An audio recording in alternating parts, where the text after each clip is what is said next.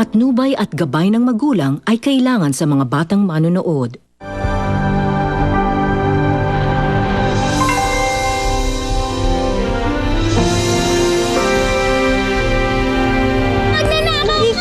Nagagalit, ba't ka sumisigaw? Mami, ninakaw niya ang ipin ko.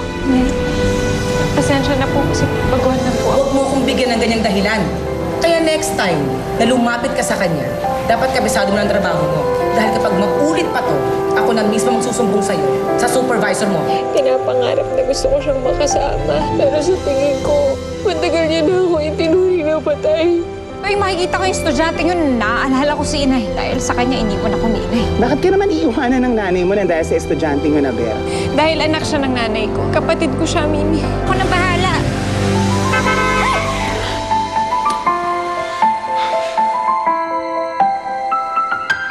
Kung gusto mong magkapera kaya ka nagpapasagasa, huwag mo kami idamay. Hindi mo na makikita ulit ang nanay mo, kaya kalimutan mo na siya. Ang lola mo na magpapalaki sa'yo. Eh bakit nakatayo ka pa dyan? Paano kami dadaan kung nakatiwang ka dyan? Bernard, ano ba nangyayari? Malilate tayo sa field trip ni Angelica. Ang aga-aga kasi nabibwisit ang taon to eh. Angelica, bumaba ka na nga dito, baby.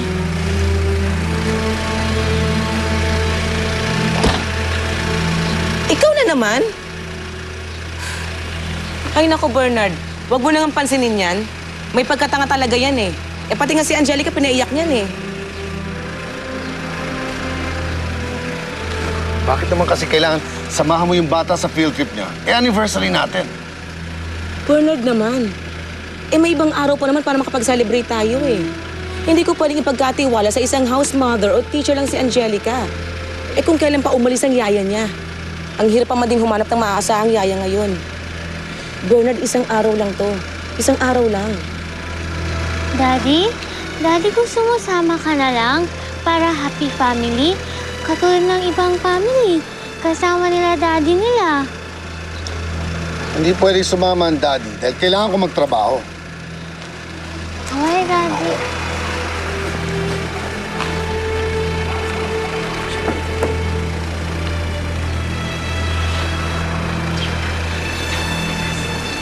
Hoy! Alis na! Angelica, baby. Baby, don't be sad. Kasama mo naman ako eh. Di ba pagkasama ang mami, dapat happy? Smile na. Ha? Smile naman. Okay, huwag malikota. Sandali, babalik kami agad. Sandali lang. Oo. O, halika na. Alis na tayo. Ako ang ID mo? Sandali lang po, apa. Ano? Psst, uy! Anong nangyari? May naiwan daw siya. Pare, pag nakahanap ka ng yaya, paalam mo sa akin agad ah. Oo naman, pare. Pero talagang malaki pa rin ang problema mo sa inaanak ko, di ba? Good evening. Isang scotch and water and... Red wine. Alam mo, hindi na yata talaga magiging normal ang anak ko eh. Ginawa na namin ang lahat para mapagaling siya. Sige.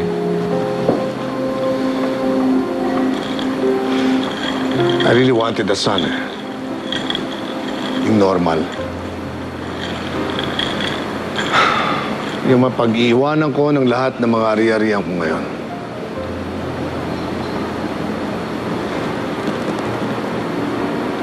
Pero hindi na magkakaanak ang asawa ko eh. Pare, kahit ganun si Angelica, anak mo pa rin yun. Mabait na bata si Angelica, di ba?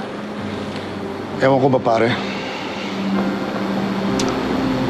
Hindi ko kasi matanggap ng buong buo si Angelica. Minsan kasi naisip ko, hindi na matutupad ang pangarap ko na magkaroon ng isang anak na may pagmamalaki ko.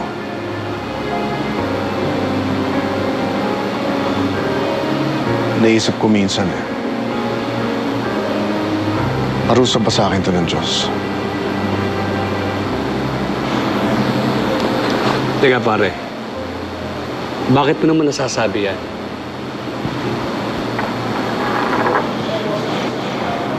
Nakalimutan mo na ba? Ako naging dahilan kung bakit nahiwalay si Maita sa anak niya. Inalulungkot ko po, pero marami pong nakakita kung paano natrap yung bata. Kaya sigurado po kami siya si Elisa.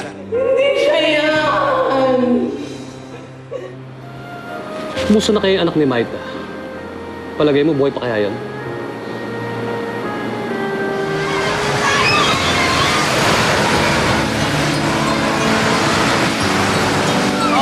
Dahan-dahan lang.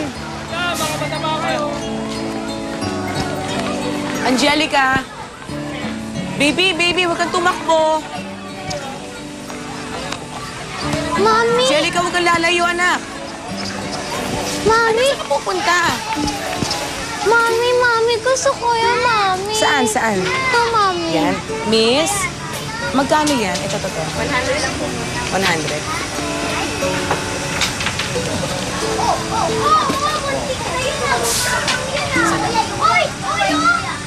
Mommy? Where are you?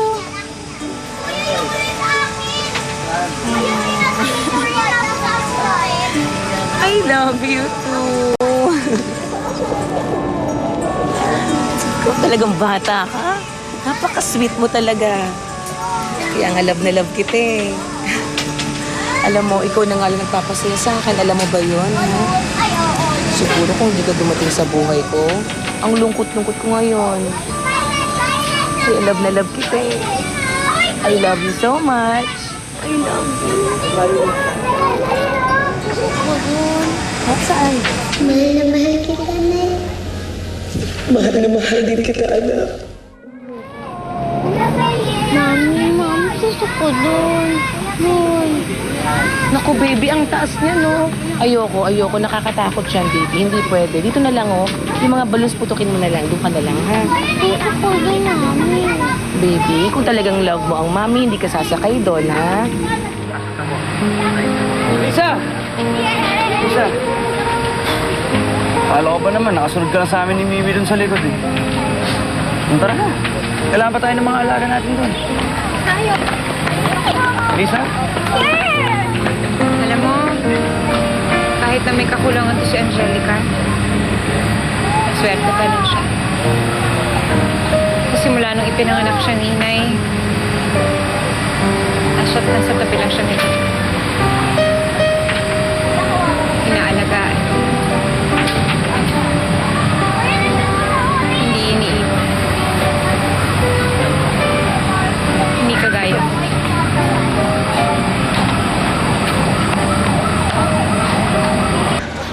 Wow! Horses! Mami, gusto ko sakay horse. Oo, Angelica, sandali. Huwag kang lalayo dyan ka lang, ha? Kakausapin ko lang ang daddy mo. Sandali lang. Anak, huwag kang lalayo, ha? Oh, hello, Bernard. Nagpa-reserve na ako doon sa favorite restaurant natin. Mukhang gagabihin kami ngayon, eh. Baka naman maaga kayong matapos dyan.